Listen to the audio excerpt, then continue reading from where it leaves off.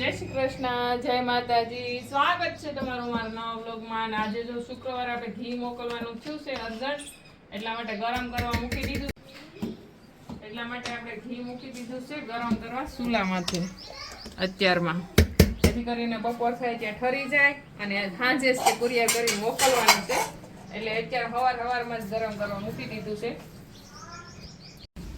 ગંગા આપણી બેહી ગઈ છે અને ગંગાને આજ પણ તબિયત સારી નથી ને કાલ સાંજ સુધી તો કંઈ ખાધું નહોતું. કાલ સવારે ખાંડ થોડુંક ખાધું છે ને થોડોક ઘાસ ઊંધળી નીરી ખાધી છે. તોય છતાં આપણે ડૉક્ટરને બોલાવી લીધા છે. આવે પછી ખબર પડે કે હું થયું હું નહીં. અને એક બાજુ આસળમાં આળો હોસડ્યો છે, પણ ડૉક્ટર આવે પછી જ બધી ખબર પડશે. ત્યાં સુધી તો બને એટલું ધ્યાન રાખી છે અને વધારે ધ્યાન તો ભગવાન રાખે.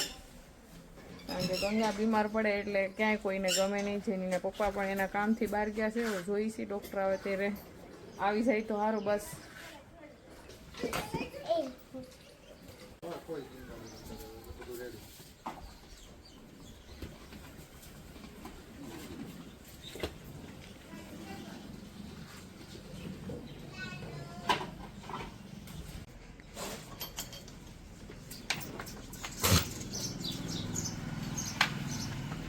Yeah.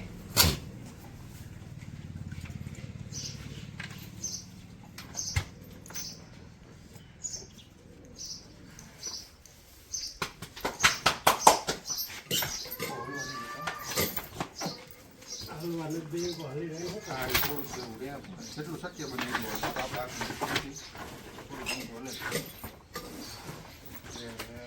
મોરી નથી ને એટલે પછી વધારે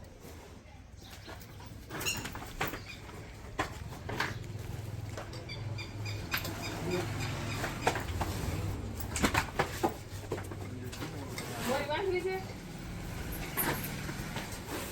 ગંગા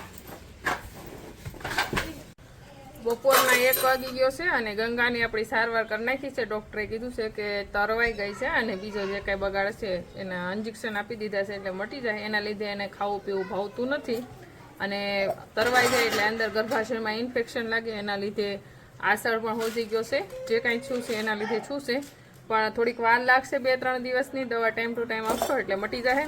તો દવા તો આપણે લઈ લીધી છે અને કેવાયસી કરાવવા જવાનું હતું ધોળાધોળમાં એ હતા કલાકથી. અને અત્યારે બપોરનો 1 વાગ્યો એટલે જમવાનું જલ્દી બનાવી નાખ્યું છે. તો જમવામાં આપણે બનાવ્યું છે ગુંદાનું શાક અને ઘી જે સવારે ગરમ મૂકવા મૂક્યું હતું એ પણ ગરમ થઈ ગયું છે.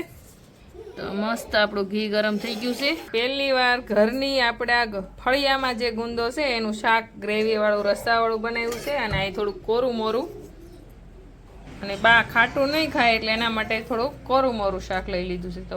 તો બસ રસોઈ બની ગઈ છે. છાશ છે અને રોટલી છે. અને જે વાટે છે એ દાદા અને કિશન નથી એવા, તો એ આવશે એટલે બધા હારે જમી લેવું. કારણ કે કેવાયસી બધાના નામ ફરીથી રેશન કાર્ડમાં ચડાવવાનું આ તે છે કંઈ છે એ બધું કરતા હોય એટલે દોડાદોડમાં વહેલા મોડું થાય. તો એ બધું કામ શરૂ છે અત્યારે. બસ હવે જમી અને ગંગા જો અત્યારે ઊભી થઈ છે, થોડું ખાવા મળી છે. ઇન્જેક્શન આપ્યા એટલે ઘણી બધી રાહત થઈ. તો અત્યારે તો આપણે ગાય દોવાની છે અને એ આપણી સુરભીને એટલું બધું દૂધ તો નથી આવતું, થોડું દૂધ આવે છે તો દોઈ લઈએ અત્યારે. હા જાવ. તો આપણે અત્યારે મિલ્કિંગ કરવાનું છે ને. જોવો તમે નોરડું કેમ વાળવા દે બતાવીએ તમને. સુરભી કહેવાય. કેવી શાંત લાગે, એમ લાગે કે હલતી જ નહીં હોય. શિવાની જપસ્વી બસ તમારા વારા છે. લઈ લે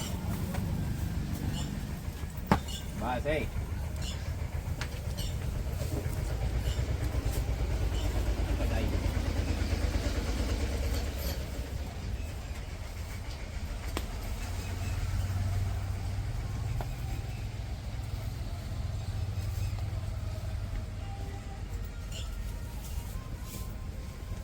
સારું કહેવાય ને. વિયાણા વગર નોળનું વાળવાથી પછી પાછા મિલ્કિંગ કરવા બેસશું તો આમ તો ઓરી તો રહી તો ખરી જ ને થોડી. અને થોડુંક એવું તો રહે તો ખરું જ ને. હવે તો હેડું ફોડ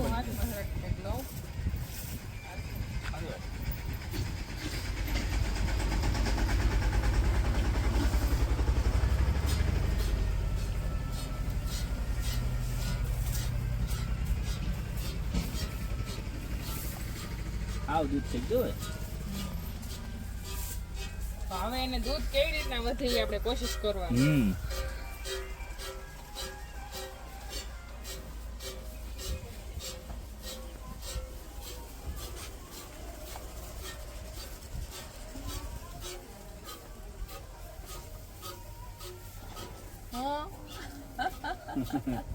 વાત નથી કરી હો. શાંતિથી ઊભી રહે. ઊભી રહે. ક્યાં લેવું ઊભી રહે.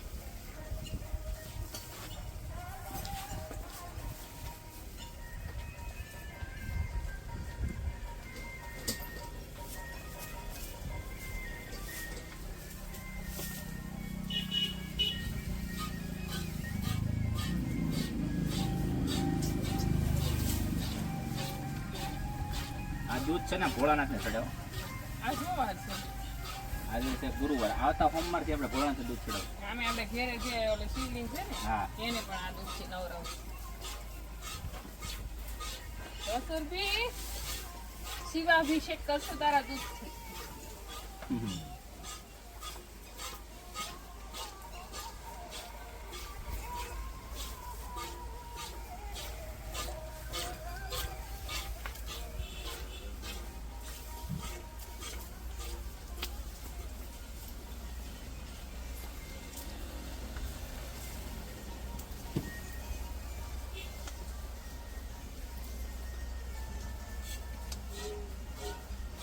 ગમે? સાચે એવો ગમે? હે? બહુ ગમે?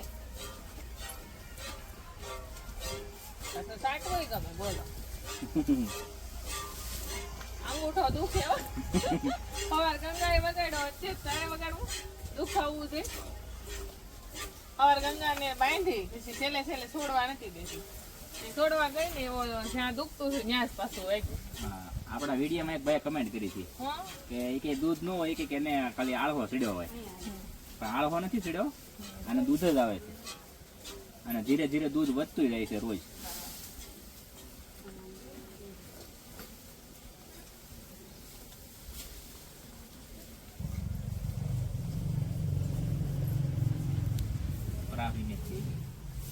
હજી એને ટેવ ન હોય ને પ્રાહવાની.